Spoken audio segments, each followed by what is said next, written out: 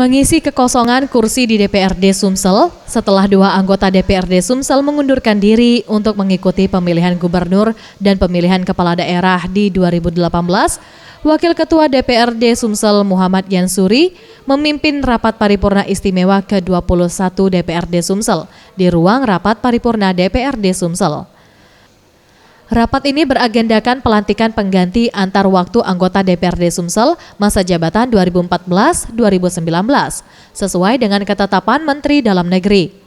Dalam pelantikan ini, Aswandi Assegaf dari Partai PDIP dilantik menjadi anggota DPRD Sumsel, menggantikan Giri Ramanda yang maju dalam pemilihan Gubernur Sumsel.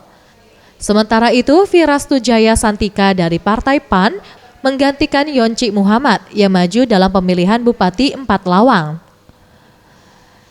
PLT Ketua DPRD Sumsel Uzair Effendi berharap kedua PAW yang baru saja dilantik dapat menjadi anggota DPRD yang baik dan membantu dalam memberikan pandangan yang baik sesuai dengan kapasitasnya di DPRD Sumsel.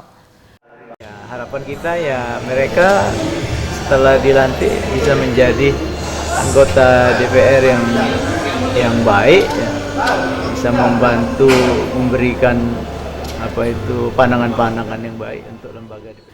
Sementara itu, Wakil Ketua DPRD Sumsel Muhammad Yansuri berharap agar para anggota pengganti antar waktu ini dapat bekerja dengan sebaik-baiknya, mengingat keduanya pernah menjadi anggota DPRD. Mereka dapat menjalankan tugas dengan sebaik-baiknya, kan?